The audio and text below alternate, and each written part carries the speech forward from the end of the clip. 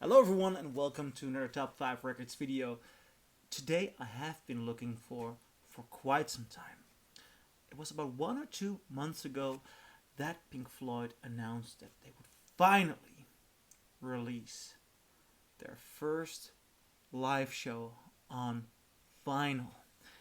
And it is quite the show they announced because this is the year in which The Dark Side of the Moon turns 50 and they have released the Wembley live show from 1974 on vinyl for the first time.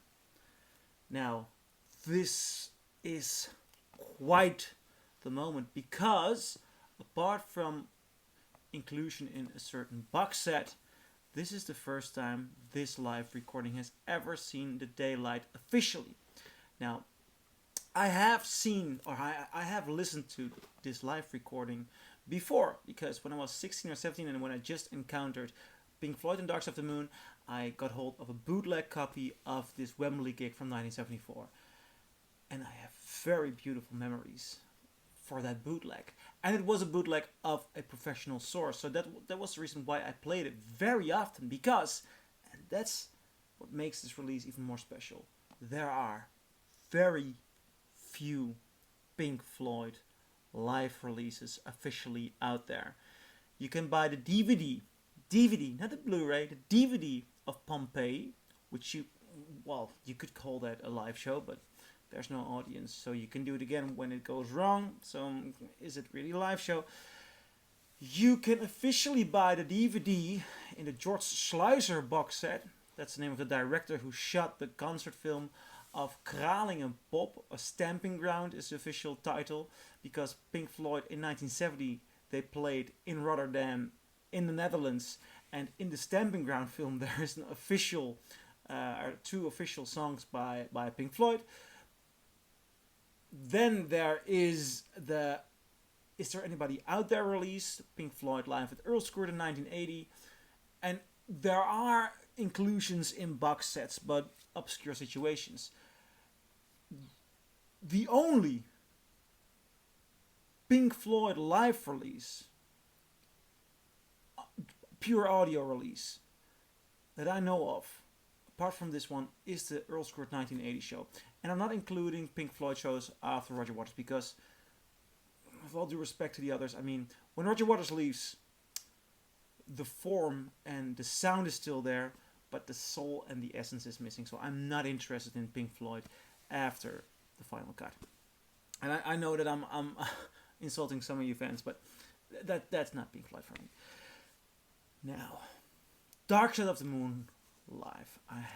I got this today in the mail, and I gave it a spin, and I love it. It is an amazing show. And you know why?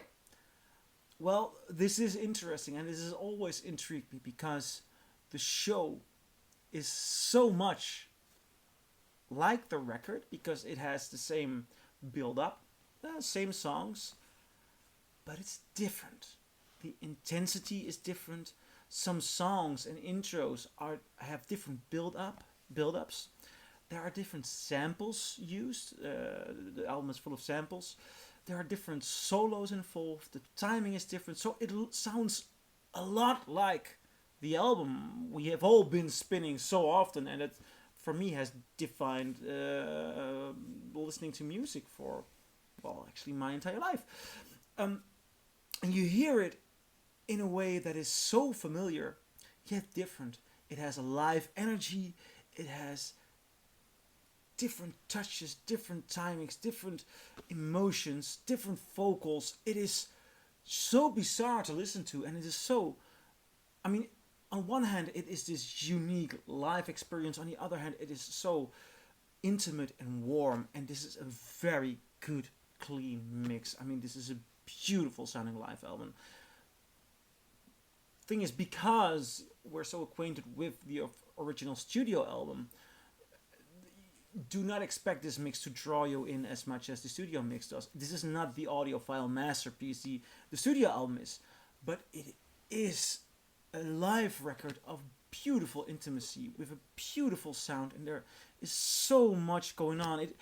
listening to this, I got so drawn into this record that I just cannot imagine why Pink Floyd is not releasing more live shows. And as a matter of fact, that also brings me to my point of critique. Why did they just release half of the show? Because this is about 50 minutes, roughly said, and the only thing is the Dark Side of the Moon. Now they played different songs. My bootleg also had Echoes and Shine On You Crazy Diamonds, which sounded amazing. I mean, it sounded truly amazing, and I'm missing out on that on this version.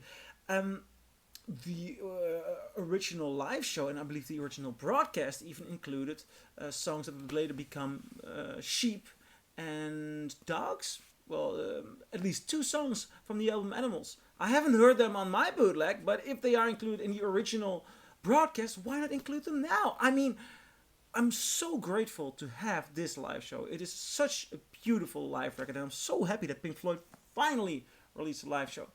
But this would have been a beautiful occasion to just give that show the right attention, makes a double disc set, and give us a sense of what it was like to be part of that beautiful, amazing Pink Floyd live experience. The tours after this, Wish You Were Here, Animals. I'm trying to find out if there are soundboard recordings, if there are professional recordings. All I've heard are audience recordings, and I'm not a fan of audience recordings, but in the case of the Animals tour, or in the Flash tour officially, I've listened to audience recordings, and they are playing amazing. I want that on vinyl. Not an audience recording, but a soundboard recording, because Pink Floyd is one of the bands with the most highly praised live status. And if you're not releasing this, if they are not releasing this, that status, that reputation will just flow away. And this album tells us what it was like to listen to an original Pink Floyd show. I've seen Roger Waters perform Dark Side of the Moon live, and it was amazing. It was amazing. I love that show. But this is unique. I love this album. That is my review of this live album.